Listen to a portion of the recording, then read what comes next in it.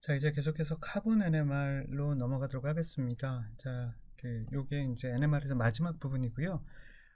뭐 상당히 오랜 시간 동안 제가 지금 많은 시간을 투자를 해서 NMR 부분에 대해서 강의를 하고 있습니다. 그런 만큼 여러분들도 왜 그런지 NMR이 워낙 중요하기 때문에 그런 거고요. 활용도가 워낙 높기 때문에 그런 부분이고요. 그래서 여러분들 그런 부분들 이해하시고 또 열심히 해서 잘 따라와 주시기 부탁드리겠습니다. 시간이 많이 초과된 거 알고 있습니다. 예, 그러나 오늘 NMR 끝내야지 이제 다음 시간에 메스 마지막 이제 남은 분강법이죠. 메스를 하고 이제 그 다음에 중간고사를 보고 마지막 챕터를 우리가 할 수 있게 해야 되기 때문에 예, 오늘 좀 시간이 많이 초과됐음에도 불구하고 이번 주는 지금 계속해서 강의를 하고 있습니다. 그런 부분 여러분들 충분히 이해를 해줄 것으로 믿고 있습니다. 자, 카본 NMR 제가 앞서서 말씀드린 것처럼 이것은 이제 NMR에서는 핵을 보는 거예요, 그죠? 이 핵의 스핀을 보는 건데 어떤 특정 핵을 우리가 지정할 수 있습니다. 핵마다 특정 핵마다 요구되는 알파에서 베타로 바꾸게 되는 그죠? 네, 그러한 라디오 프리퀀시 레인지가 다르기 때문에 그래서 우리가 이것을 지정할 수 있습니다. 마치 우리가 라디오 주파수에서 여러 번 이제 예를 드리지만 AM 영역을 세팅을 할 수 있고 또 FM 영역을 세팅을 하게 되면 서로 이렇게 겹쳐서 들릴 가능성은 없잖아요, 그죠?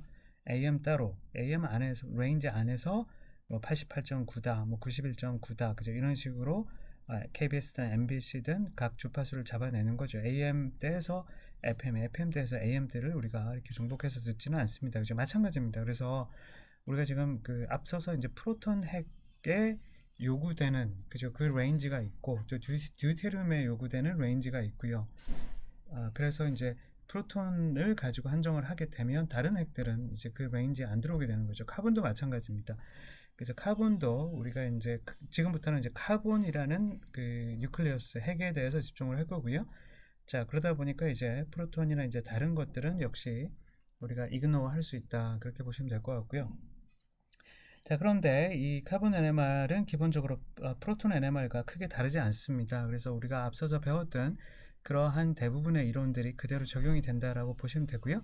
다만 이제 몇 가지 차이점이 있습니다. 그런 부분들만 우리가 좀 이해를 하면 될 것 같습니다. 자, 우선 제 강의 노트로 먼저 살펴보도록 하겠습니다. 우선 첫 번째, 우리가 일반적으로 보게 되는 카본은 원자 번호도 6이고 원자량도 12로 짝수입니다. 그죠?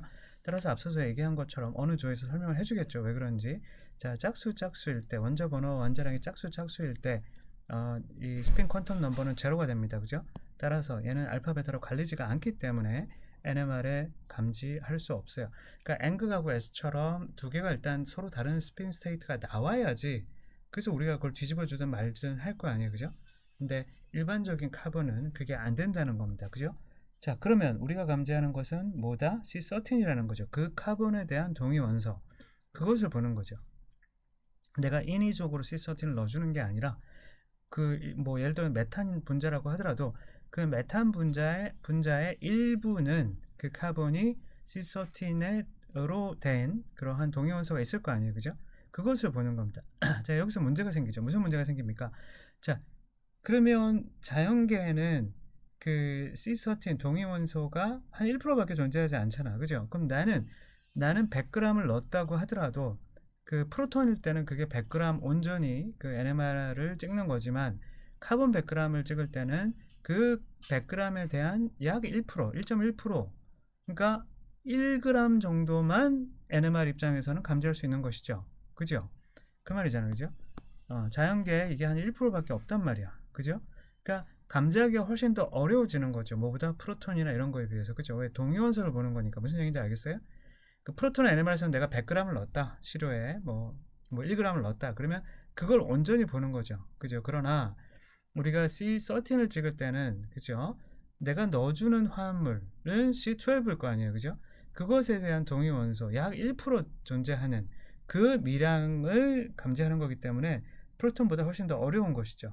이해됩니까? 그래서 카본 NMR을 찍을 때는 프로톤 NMR에 비해서 훨씬 더 많은 양을 넣어줘야 됩니다. 뭐를? 시료를, 샘플을. 그러니까 프로톤은 아주 소량만 넣어줘도 그 웬만하면 하이필드 NMR에서 감지가 되지만 카본 NMR은 그렇지가 않습니다. 카본 NMR은 훨씬 더 많은 시료를 그 NMR 튜브에다가 녹여줘야 된다는 겁니다. 두 가지 이유가 있어요. 첫 번째 이유는 금방 얘기한 것처럼 그 그 동위원소를 보는 거기 때문에 내가 아무리 넣어봤자 그거에 1% 존재하는 동위원소를 감지할 수 있기 때문에 어려운 것이죠. 찍기 자체가 어려운 거죠. 감지하기 자체가 어려운 거죠. 센시티비가 떨어질 수밖에 없죠. 아셨죠? 자, 그 다음에 또 하나의 이유가 있습니다. 무슨 이유? 프로톤 NMR에 비해서 카본 NMR이 훨씬 더 찍기가 어렵다. 그 이유가 첫 번째, 동위원소 1% 존재하는 동위원소를 찍기 때문에 그렇습니다. 감지하기 때문에 그렇습니다. 두 번째, 카본 뉴클레어스는 약 400 times less sensitive than proton nucleus라고 돼 있어요. 그러니까 그 프로톤 NMR에 비해서 그러니까 훨씬 더 찍기가 어려운. 왜 찍기가 어려냐? 첫 번째는 그 동위원소를 찍기 때문에 그런 거고요. 두 번째는 똑같은 내가 예를 들어서 100MHz의 기계를 쓰더라도요, 그죠? 그것이 카본이 느끼는 뉴클레어스는 4분의 1로 떨어지게 됩니다. 그러니까 100이 아니라는 것이죠. 그러니까 400MHz의 기계를 가지고 프로톤을 찍게 되면 400MHz를 온전히 자석을 느끼는 거지만 이게 카본으로 오게 될 때는 그거에 대한 4분의 1, 그러니까 100MHz짜리의 기계를 카본을 실제로 느끼게 됩니다. 그러니까 앞서서 얘기했죠. 이게 그 외부 자기장이 세면 셀수록 그만큼 감도가 좋아진다 그랬잖아요. 그죠?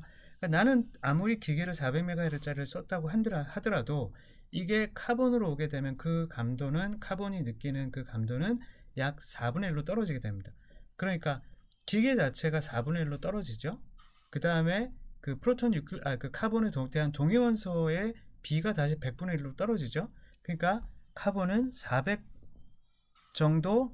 정도 프로톤에 비해서 덜 센시티브하죠. 덜 민감합니다. 그죠? 그러니까 훨씬 더 많은 시료를 줘야 되고요. 그다음에 스캔 레이시라 그래서 이걸 이제 프로톤 같은 거 찍을 때는 보통 한 16번 정도 스캔을 해주고 말거든요. 얘네들은 훨씬 더 몇백 번 정도 쏴주고 시그널 모으고 이런 식으로 훨씬 더 그 찍는 시간도 훨씬 더 길게 해줘야 됩니다. 그런 얘기를 하는 겁니다. 이건 단점이 되는 거죠. 카본 NMR이 프로톤 NMR에 비해서 단점이 되는 거죠.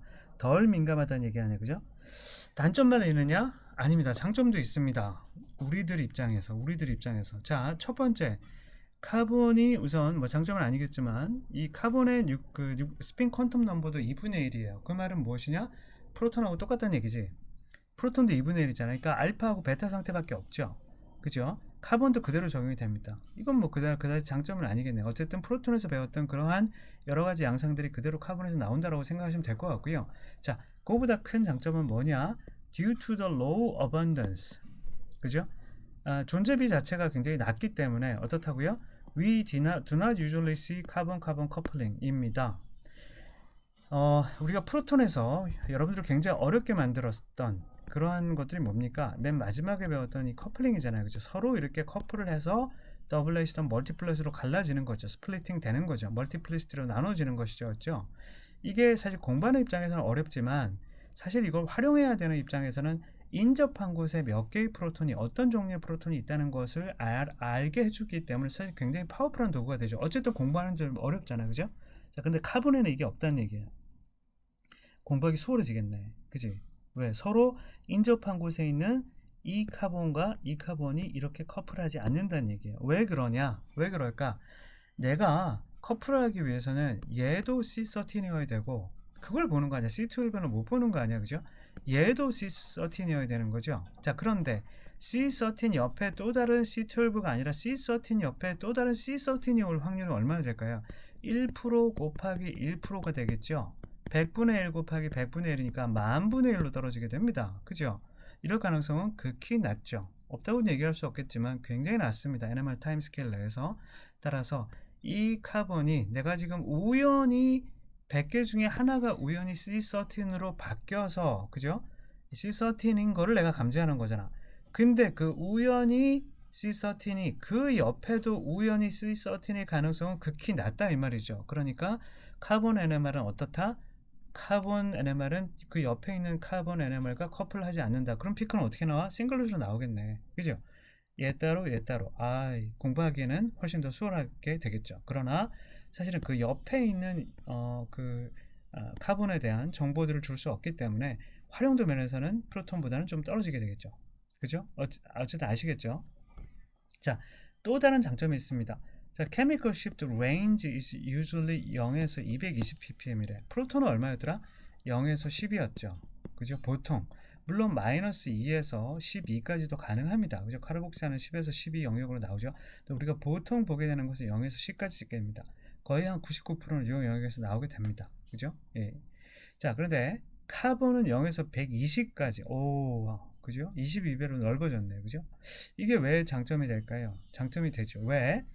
우리가 프로톤 NMR들은 0에서 12니까 0에서 10까지니까 사실 그렇게 넓은 게 아니에요. 그죠? 거기에 여기 시그널이 들어가고 여기 시그널 나오고 여기 시그널 나오는데 심지어 그 시그널들끼리 어떻게 돼? 멀티플릿으로 또 갈라지게 되잖아.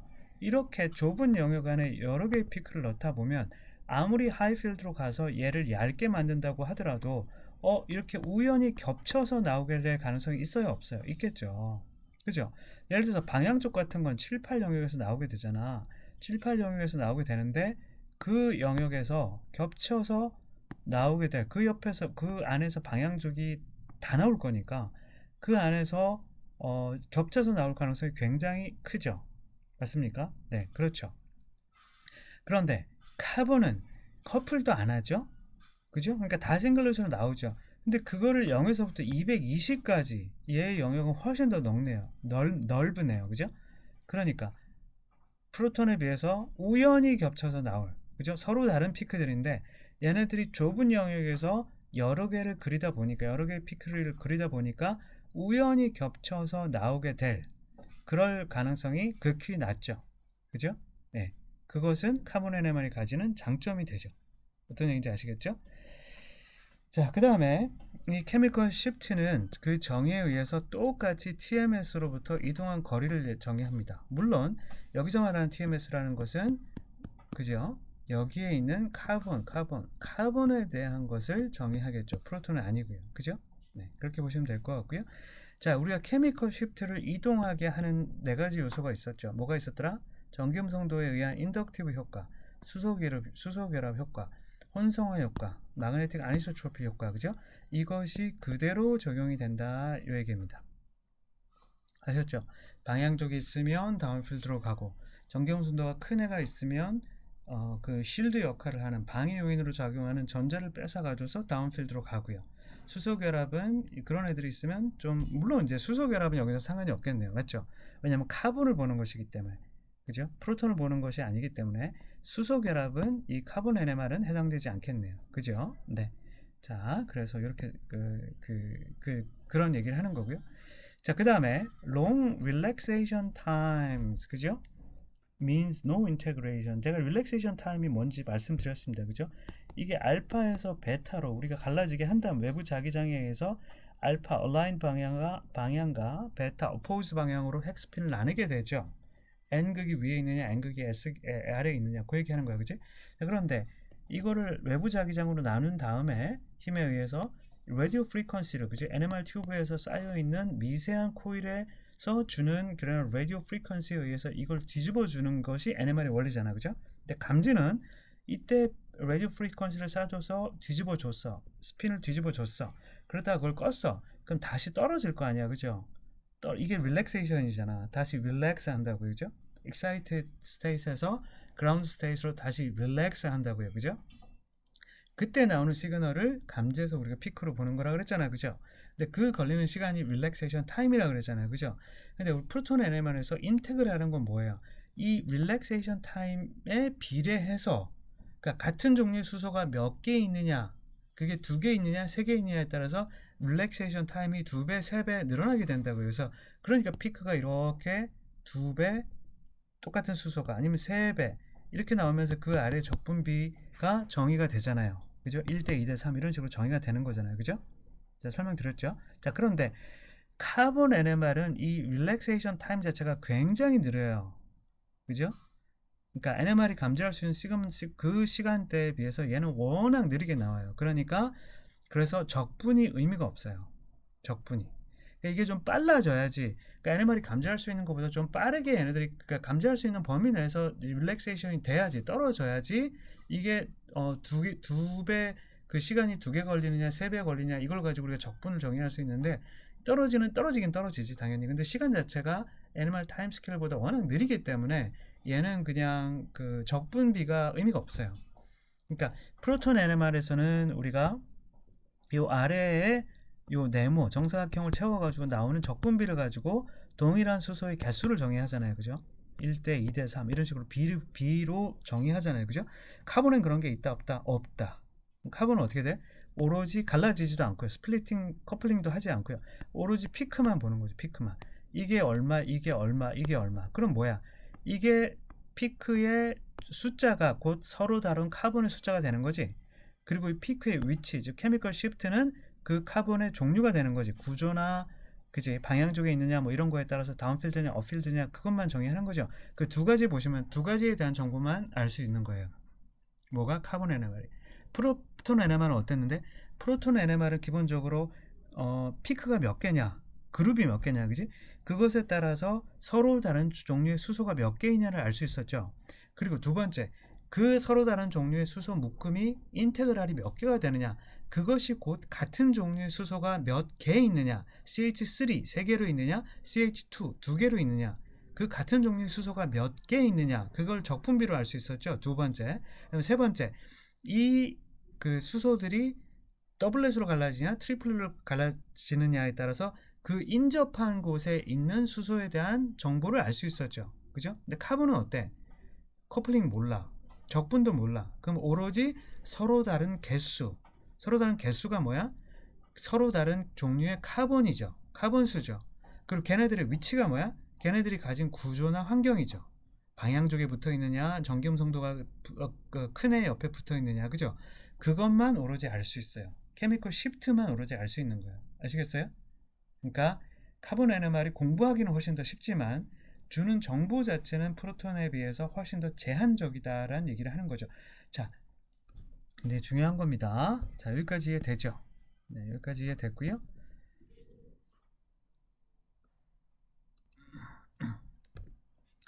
자, 그래서 금방 얘기한 거가 여기 나오는 얘기죠. 넘버 픽 따라서 카본 NMR에서는 넘버 픽 그러니까 피크의 개수가 뭘 의미합니까?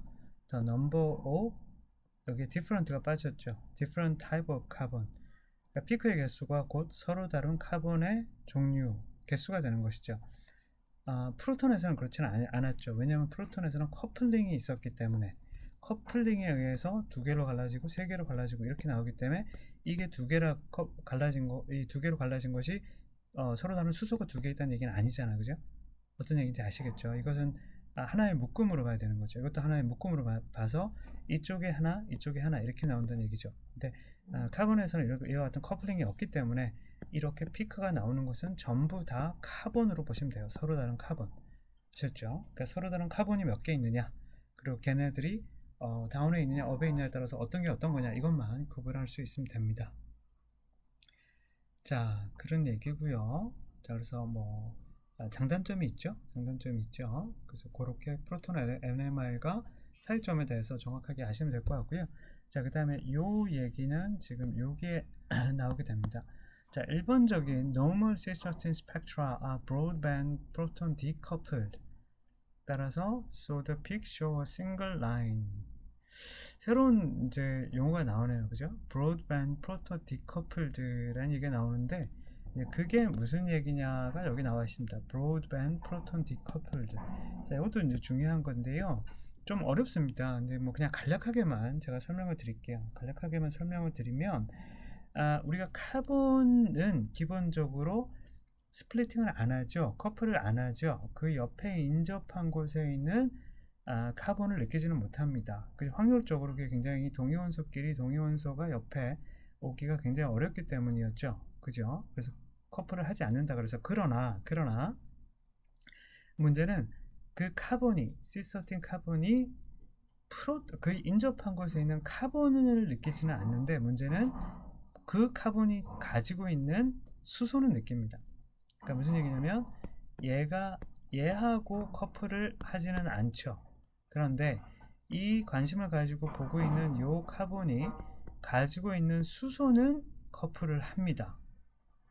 그 레인지 안에 있기 때문에요. 그 공명 레인지 안에 있기 때문에. 그래서 이 카본 핵이 가지고 있는 지금 봐야 되는 그 레인지 안에, 그러니까 이 레인지 안에 카본 프로톤이 들어오기 때문에 좀 뭐 설명하려면 어려운데요. 좀 설명하려면 어려운데 그냥 그렇게 받아들이세요. 그냥 카본이 카본끼리는 서로 인접한 곳에 커플을 하지 않는데, 문제는 그 카본이 그 카본에 붙어 있는 수소, 그 카본을 가지고 있는 수소는 느낍니다.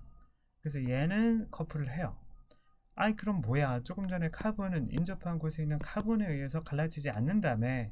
근데 그 카본을 가지고 있는 수소, 그 카본에 직접적으로 붙어 있는 수소에 의해서 다시 하나가 있으면 더블렛으로 갈라지고, 왜냐면 뭐 그러겠지, 그지? 커플링 그 뭐죠, 저 J 값이 2분의 1이니까 앞에서 적용됐던 그런 이론이 그대로 적용될 거 아니야. 즉 얘가 하나면은 2분의 1과 마이너스 2분의 1에서 두 개로 갈라질 거고요. 만일에 이 카본이 가지고 있는 수소가 두 개라면 이게 알파 알파, 그죠? 알파 베타 베타 알파 베타 베타니까 하나 둘 셋 1대 2대 1로 갈라지겠네. 그렇게 되나요? 그 얘기 하는 건가요? 네, 맞습니다. 그 얘기 하는 거예요. 이 카본이 이 카본하고 갈라지지 않은데, 문제는 이 카본에 직접적으로 붙어 있는 이 수소하고는 느낀다는 거예요. 느낀다는 거예요. 그럼 뭐야? 조금 전에 카본은 굉장히 커플 안에서 좋다 그랬다가 이거를 느낀다. 그럼 이 카본에 의해서 다시 갈라진다. 그럼 조금 전에 했던 얘기죠. 이 카본은 이렇게 갈라지지 않으니까 서로 다른 피크들이 이렇게 우연히 겹칠 가능성도 없고 그렇다며. 근데 그게 또 수소에 의해서 갈라지면 그게 뭐냐고요. 그죠? 그래서 별로 이게 유용하지가 않아요. 대개의 경우는. 그래서 우리가 이 커플을 하게끔 할 수도 있고요. 커플을 못하게 할 수도 있습니다. 그러니까 무슨 얘기냐면 이 카본을 이제 핵을 내가 선택을 하는 거거든. 기기에서 프로브라고 하는 건데, 기기에서 내가 어떤 핵종을 볼 것이냐, 마치 AM을 찍을 것이냐 AFM을 찍을 것이냐, 그걸 내가 세팅을 해줘야 되잖아, 라디오 기기에서. 그죠? 마찬가지로 내가 어떤 핵종을 볼 것이냐에 따라서 세팅을 해줘요. 즉 카본을 본단 말이에요. 그죠? 근데 문제는 그 카본 안에 그 카본이 가지고 있는 인접하고 에 있는 수소를 이 카본이 느끼는 거예요. 그래서 걔에 의해서 갈라지는 건데, 그거를 내가 못 느끼게도 할 수 있어요. 그러니까 그 인접한 곳에 있는 수소들을 전부 베타 상태로 만들어 버리는 거죠. 그러니까 알파 베타 상태가 없어지는 거지, 수소가. 그러니까 카본은 그 인접한 곳에 있는 수소를 못 느끼게 하는 겁니다. 그 테크닉이 프로톤 디커플드 테크닉이에요. 그게 가장 일반적인 거예요. 그렇게 되면 이 카본은 수소하고 커플링을 해 안 해? 안 하게 하는 거죠. 그래서 프로톤 디커플드, D라는 게 off잖아, 껐다는 얘기야. 프로톤하고 커플하는 것을 카본이 프로톤하고 커플하는 것을 D 껐다고요. 못하게 했다고요. 어떻게 그렇게 하느냐? 이게 이 옆에 있는 수소가 알파냐 베타냐 이거에 따라서 이렇게 미세하게 다시 커플을 하는 거잖아. 스플리팅 되는 거잖아, 그지? 근데 이걸 의도적으로 다 베타로 만들어 버리는 거예요. 그러니까 이거 없어 버리는 거지. 커플을 못하게 하는 거지. 그게 프로톤 디커플드 테크닉입니다. 프로톤하고 커플하는 걸 껐다는 얘기야. 내가 의도적으로 카본을 찍을 땐 그렇게 할 수 있어요. 카본 영역 안에서 미세하게 내가 프로톤은 전부 그 베타 상태로 만들어 버리는 거죠. 그렇게 되면은 내가 원래 의도했던 것처럼 카본 NMR은 어떻게 나와요? 커플을 안 하고 전부 싱글렛으로 나오게 되죠. 그 테크닉이 브로드밴드 프로톤 디커플드 테크닉입니다. 아시겠어요? 그 얘기가 지금 여기에 나와 있습니다. 그게 우리가 일반적으로 찍게 되는 카본 NMR입니다. 아셨죠? 그런데 그러면 내가 그 기계를 안 끄게 되면, 그지? 그러니까 그 수소를 카본을 찍을 때 의도적으로 수소를 전부 베타 상태로 만들어 버리지 않고 수소를 그냥 그대로 두면, 그러면 이 카본은 프로톤, 그 카본에 의해서 직접적으로 붙어 있는 인접한 곳이 아니라 이건 프로톤 카본 커플이기 때문에 이 카본에 직접적으로 붙어 있는 수소에 의해서 스플리팅 되는 거를 볼 수도 있겠네? 네, 볼 수 있습니다. 안 끄게 되면. 그게 요 테크닉입니다. 보세요. Off Resonance Decoupling. Resonance Decoupling 것이 커플을 껐다는 얘기잖아. 근데 그것을 다시 off 시켰다고요. 끈 거를 다시 껐다는 얘기는 키는 거죠. 그치? 그래서 이 카본이 프로톤하고 커플하는 거를 껐어. 그게 디커플링이잖아. 근데 끈 거를 다시 켰다. 그건 이중 부정이 되는 거죠. 다시 키는 거야. 그게 off resonance decoupling 테크닉이에요. 그러니까 킬 수도 있고 끌 수 있는 거죠. 보통은 끈단 말이야. 그래서 그 카본이 바로 붙어 있는 인접한 곳이 아니라 그 카본이 직접적으로 붙어 있는 수소에 의해서 스플리팅 되는 거, 커플링 되는 거를 보통 안 느끼게 해. 근데 내가 어떤 정보 좀 이따 배우게 될 텐데 어떤 정보가 내가 필요해. 그래서 이걸 다시 킬 수도 있어요. 그렇게 되면 이 수소는 바로 붙어 있는 이 카본은 바로 붙어 있는 수소에 의해서 하나가 붙어 있으면 몇 개로? 두 개로, 더블렛으로. 여기 수소가 바로 붙어 있는 수소가 두 개 있으면 몇 개로? 트리플렛으로. 이렇게 세 개가 CH3가 되면은 네 개로 갈라지는 거죠. 아셨죠? 끌 수도 있고 안 끌 수도 있다. 그 얘기가 지금 여기 하는 거고, 이걸 안 끄게 된다. 그것을 off resonance decoupling 이라고 하는 겁니다. 그러니까 살려두는 거예요. 카본이 인접한 곳에 있는 수소를 느끼도록 하는 거예요. 갈라지도록 하는 거예요. 갈라지는 데는 커플링 I 값이 스핀 퀀텀 넘버가 수소가 2분의 1이니까 우리가 앞에 배웠던 n 플러스 1 룰이 그대로 적용이 되죠. 즉 카본에 붙어 있는 수소가 하나면은 두 개로 갈라지고 두 개면 세 개로 갈라지고 세 개면은 네 개로 갈라지고 그 얘기 하는 거예요. 아셨죠? 네. 그래서 그러한 것에 대한 그 테크닉을 지금 말씀을 드린 겁니다. 자, 그 다음에 우리가 그 카본의 케미컬 시프트는 0에서 한 220까지 된다 그랬죠. 굉장히 넓다 그랬죠. 그죠? 우리가 대략적으로 프로톤 NMR에서도 대략적으로 작용기에 따라서 어떤 케미컬 시프트에 나오는지는 대략적으로 알고 있으면 우리가 해석하는데 굉장히 도움이 되었죠. 그죠? 그래서 뭐 10이 넘어가는 거, 카복실산, 8에서 10, 알데하이드, 방향족, 그지? 7에서 8, 이중결합 5에서 7, 그지? 알코올 0에서 5, 그지? 그 다음에 알케인, CH3가 맞느냐 뭐 이런 거에 따라서 어쨌든 1 안팎 이렇게 되는 거잖아. 그치? 이거 기억해 두라 그랬지.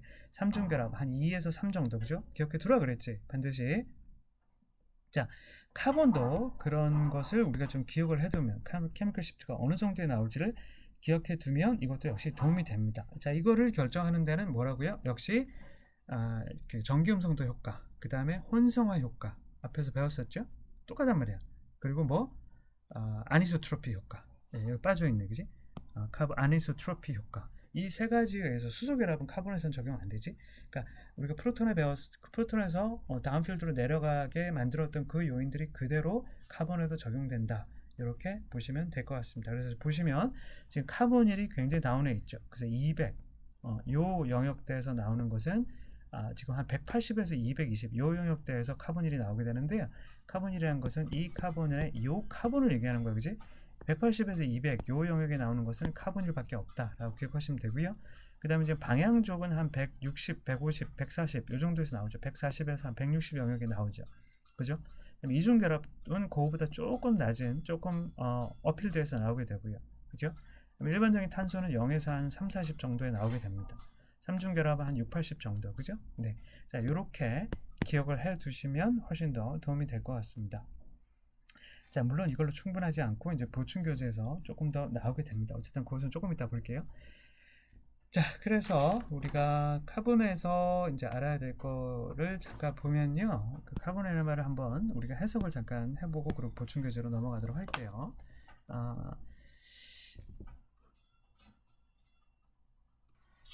자, 그래서 우리가 카본 NMR을 해석하는 법에 대해서 지금 나와 있습니다. 그래서 보시면 여러분들은 이제 두 가지만 알면 되는 거죠. 그래서 카본 NMR에서는 몇 개의 서로 다른 different type of carbon, 그러니까 서로 다른 카본이 몇 개 있느냐, 그것이 곧 뭐예요?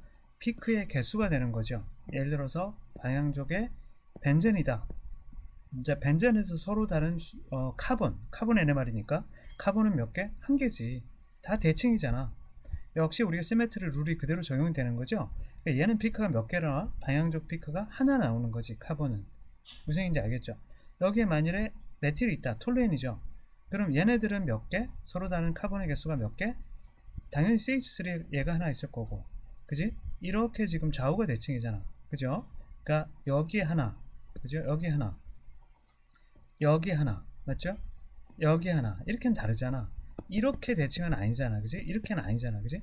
여기 하나, 여기 하나, 여기 하나, 이렇게 세 개가 되죠. 그리고 여기와 여기는 같지. 그러니까 하나, 둘, 셋, 넷.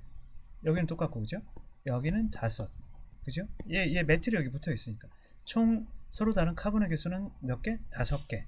그러면 피크가 몇 개 나와? 5개 나온다는 거지. 어떤 얘기 아셨죠? 그래서 이 방향적 같은 경우에는 서로 비슷비슷하게 나올 거니까 크게 뭐 좀 어려운데, 그 다음에 걔네들이 어디에 나오느냐, 이제 위치. 케미컬 시프트라는 것은 결국 그쪽의 전기음성도나 뭐 혼성화나 또는 그죠, 어떤 마그네틱 아니소트로피나 그런 거에 의해서 어디에 나올 건지, 그것에 따라서 이 종류가, 구조가 결정이 되는 거잖아요, 그죠? 그 두 가지만 이제 카본에서는 알면 된다는 거예요, 그죠? 어차피 인테그랄도 우리가 크게 의미가 없고요. 그 다음에 커플링 컨스턴트가 의미가 없기 때문에, 그죠? 상당히 제한적인 거죠. 자, 여기 한번 볼게요. 그래서 지금 여기를 보게 되면, 자, 그래서 지금 카본 NMR 하나 예를 보시면 우선 분자에서 서로 다른 카본의 종류가 몇 개가 있는지를 우선 확인을 해야 됩니다. 그래서 여기 보시면 표시를 하면 C1 그죠? C2, C3, C4 같은 카본은 하나도 없습니다. 그죠? 전체적으로 네 가지의 서로 다른 종류의 수소가 있죠. 그죠? C1, C2, C3, C4가 있습니다. 총 따라서 피크가 몇 개 나와야 돼? 4개가 나오죠. 4개가 나와 있죠. 그죠? 그래서 이제 어사인을 최대한 해야 돼. 그죠? 그래서 지금 아까 말씀드린 것처럼 180, 이 영역에 나오는 것은 무조건 카본일입니다. 그러니까 이것이 C2 카본이라는 거죠. 그 다음에 C1하고 이제 C3가 그 다음 다운필드에 있을 텐데, 앞서 프로톤 NMR에서도 마찬가지로 이 산소를 껴있는 그쪽에 있는 곳이 더 다운필드에 나왔죠.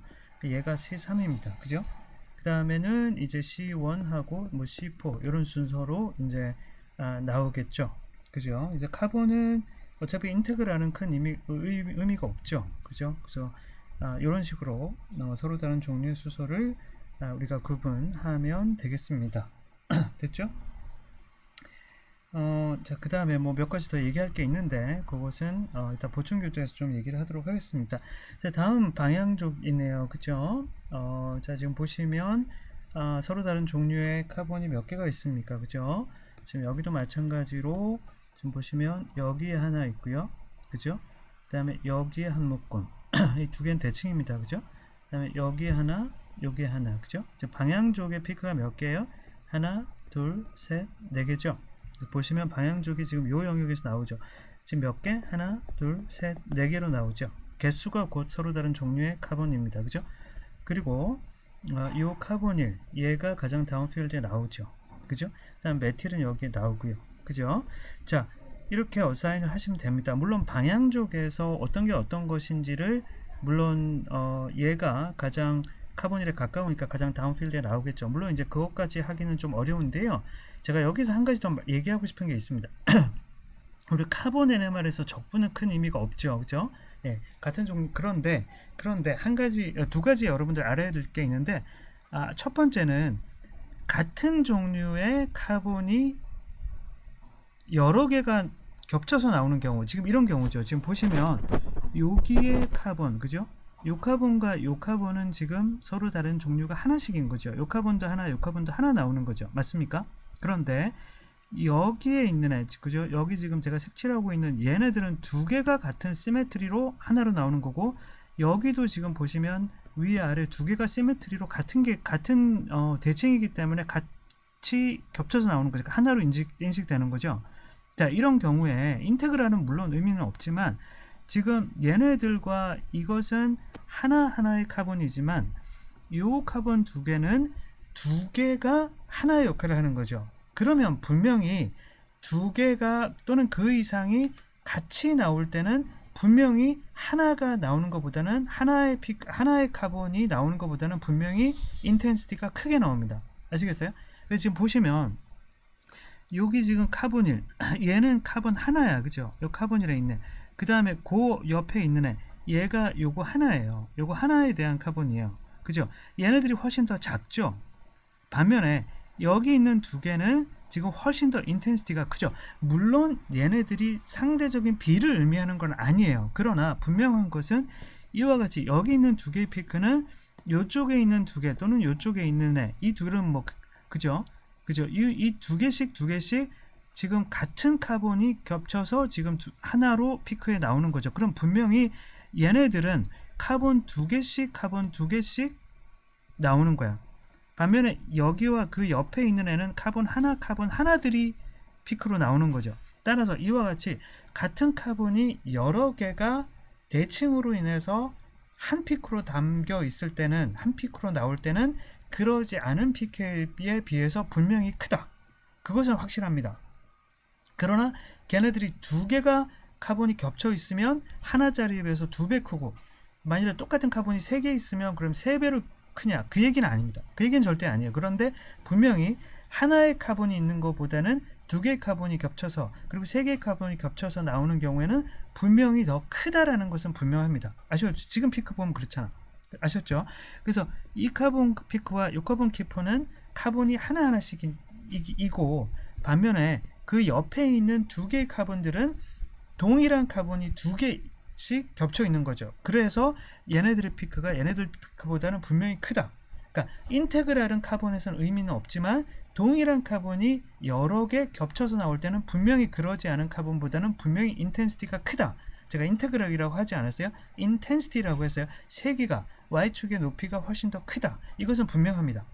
그것이 우리가 y축에서 카본 NMR에서 그 인텐시티에서 주는 정보 2가지가 있습니다. 인테그랄은 의미가 없죠.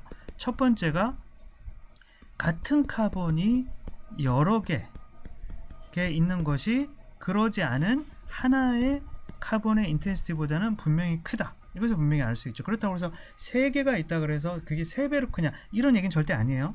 아셨죠? 자, 두 번째 CH3, CH2, 그죠? CH, 카본. 그러니까 이건 0차, 이건 카본이 1차, 카본이 2차, 카본이 3차. 그러니까 수소의 개수를 얘기하는 거예요. 수소의 개수가 전혀 없고, 수소의 개수가 하나 있고, 수소의 개수가 2개 있고, 수소의 개수가 3개 있고, 이런 카본에 대해서 잘 들으세요. 수소가 없는 것에 비해서는 분명히 수소가 있는 것이 분명히 인텐시티가 크다. 따라서 쿼터너리, 그러니까 이렇게 지금 카본일 같은 경우에는 지금 양쪽이 다 수소가 전혀 없는 쿼터너리죠. 이 쿼터너리는 수소가 있는 다른 카본에 비해서 인텐시티가 약하다. 이것은 분명합니다. 이 2가지는 분명한 사실이에요. 그러나 이게 수소가 하나 있고 수소가 2개 있고 수소가 3개 있는 거에 따라서 1배, 2배, 3배로 변하냐? 그건 아닙니다. 그러나 분명히 수소가 없는 거에 비해서는 수소가 있는 것들이 인텐시티가 훨씬 더 높다. 이것은 확실합니다. 이것은 왜 그러냐면 우리가 그 카본 디커플링, 카본 수소 커플을 껐잖아요. 그죠? 자, 끄는 과정에서 이 수소의 정보가 그래도 어느 정도 전달이 돼서 그런 거예요. 어느 정도 좀 누적이 돼서 그런 겁니다. 그래서 수소가 전혀 없는 거에 비해서는 수소가 그래도 몇 개라도 하나 이상 있었던 것과 이 흔적이 남는 겁니다. 아시겠어요? 그렇지만 걔네들이 프로톤에서처럼 수소의 개수에 비해서 비례해서 걔네들의 인텐시티가 커지는 것은 절대 아닙니다. 아셨죠? 그럼 어떻게 알아야 되냐? 쿼터너리는 무조건 작다. 그것은 확실합니다. 지금 보시면, 그죠? 여기가 쿼터너리거든. 쿼터너리가. 교수님 여기는 CH3인데요?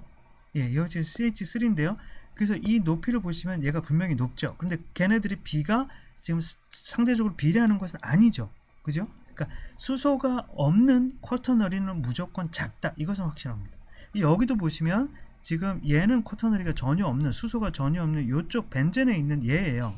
그죠? 반면에 얘는 여기 H가 하나라도 있는 애예요. 그죠? 지금 보시면 지금 여기는 이 카본은 수소가 전혀 없는 애고 이 카본은 그래도 수소가 하나 있는 애잖아. 그죠? 그러니까 수소가 하나라도 있기 때문에 얘가 더 크게 나오는 거죠. 그러니까 쿼터너리 이쪽이나 이쪽 같은 경우에는 수소가 지금 전혀 없기 때문에 얘네들은 가장 인텐시티가 작게 나온다. 그것은 확실한 거예요. 아셨죠? 그래서 동일한 카본이 누적이 돼서 하나로 나올 때는 그러지 않은 거에 비해서 크다. 이것은 확실하고요. 그 다음에 수소가 전혀 없는 쿼터너리 카본은 수소가 있는 거에 비해서 분명히 작다. 이 2가지는 확실한 겁니다. 카본에서. 아셨죠? 그래서 우리가 카본 NMR을 찍을 때 어떻게 찍느냐? 카본을 아까 제가 그 감도가 굉장히 떨어지기 때문에 여러 가지 이유에서 굉장히 스캔을 많이 줘야 된다 그랬잖아요. 그 스캔 100번, 200번 이렇게 계속 주면서 기다려요. 그래서 시그널을 계속 찍으면서 언제까지 계속 스캔을 줄까요? 오퍼레이터가 이제 물어보면 계속 이제 NMR 시그널을 보고 있다가 스캔하고 또 NMR 시그널이 축적된 걸 다시 보고 또 스캔 주고 축적된 걸 다시 데이터를 FT 전환을 해서 다시 시그널을 얻고 계속 보면서 이 시그널이 계속 스캔을 하면 시그널이 점점 피크가 점점 커지거든요. 그러다가 카본힐처럼 쿼터널이 있죠. 수소가 전혀 없는 애.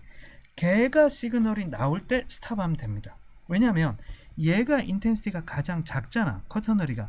얘가 나왔다는 얘기는, 얘의 피크가 보인다는 얘기는, 그러지 않은 H가 달린 애들은 이미 나왔다는 얘기죠. 왜? 인텐시티가 훨씬 더 크니까. 그죠? 그러니까 다른 거 보지 말고 쿼터널이, 내가 카본힐이 분명히 있어. 그 카본힐 위치를 내가 알고 있거든. 예상할 수 있거든. 가장 좋은 게 이 카본힐 피크죠. 그래서 얘의 시그널만 계속 보고 있는 거야. 얘를 보고 있다가 얘가 200 정도에서 180에서 220 사이에 안 나오네? 그럼 좀 스캔을 더 해주세요. 그러다가 이 피크가 보인다. 그러면 스탑 해주세요. 왜냐면 다른 애들은 그럼 이미 수소가 들어있었던 애들은 이미 나왔기 때문에 그런 겁니다. 그래서 이것은 왜 그러냐면 우리가 프로톤 그 커플링을 끌 때 걔의 흔적이 카본에서 누적이 돼서 그런 겁니다. 카본의 흔적이 남는 거다 이렇게 보시면 돼요. 그래서 카본이 죄송합니다. 그 프로톤 커플링을 끌 때 수소가 전혀 없었던 거에 비해서 수소가 하나 이상 있었던 것은 분명히 그 쿼터너리 카본에 비해서 인텐시티가 높다. 그러나 수소가 하나 있고 두 개 있고 세 개 있는가에 따라서 비례해서 인텐시티가 크지는 않다. 아시겠죠? 제가 분명히 얘기합니다. 그래서 이 두 가지를 카본에서 인텐시티로 분명히 기억을 해주시기 바랍니다. 아셨죠? 자, 그래서 제가 이번 주에 카본까지 다 끝내려고 했는데 좀 무리네요. 이미 뭐 100 몇십 분을 제가 초과를 한 것 같고요.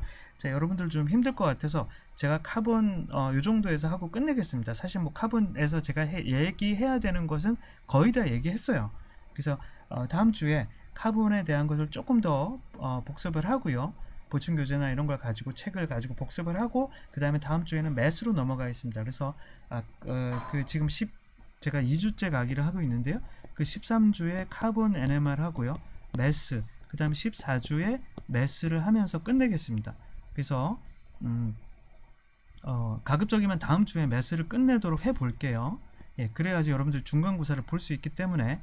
그래서 중간고사는 요 13주와 14주, 그러니까 13주와 14주, 가급적이면 제가 14주까지 안 넘기려고 하는데요. 어쨌든 요 13주와 요 14주 요 사이에 중간고사가 들어갈 거다. 또는 14주 초반에 그 중간고사가 들어갈 거다. 그래서 14주째에 중간고사 이 분과학 부분에 대한 중간고사 있을 거다라고 여러분들은 준비를 하고 계시면 될 것 같습니다.